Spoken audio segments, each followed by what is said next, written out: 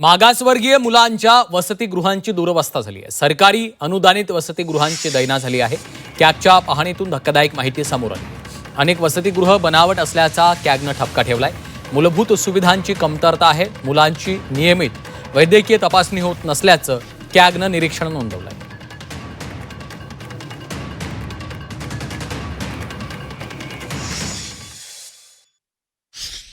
काही मागासवर्गीय हॉस्टेल्स जे आहेत, जे भाड्या तत्वावर आम्ही घेतलेले आहेत, अनेक वर्षापासून आहेत, ते आता आम्ही एक एक काढण्याचा प्रयत्न करतोय।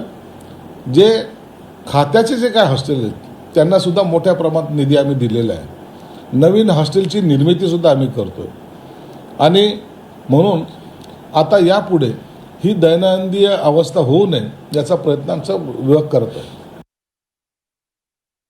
बिछाने नीट नाही आहे। खरं तर माझ्याकडे जी माहिती, बिछाने घेतले गेलेले, मच्छरदाण्या घेतल्या गेलेल्या, उशा घेतल्या गेलेल्या, कुठंच त्या पोहोचलेल्या नाही आहे। फक्त कागदावर ह्या समाज कल्याण विभागाने, सामाजिक न्याय विभागाने ह्या खरेदी केलेल्या आहे, याचं टेंडर निघालेलं आहे, पण विद्यार्थ्यांपर्यंत हे पोहोचत नाही।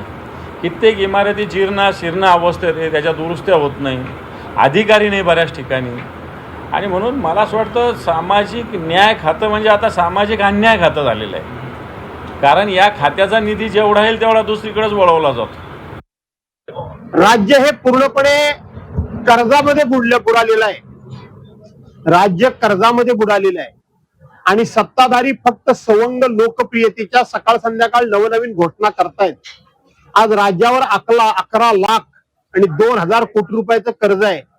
त्याच्यामध्ये कालच्या अधिवेशनमध्ये 97,600 कोटी रुपयाच्या पुरवणी मागण्या सरकारनं मंजूर करून घेतल्या।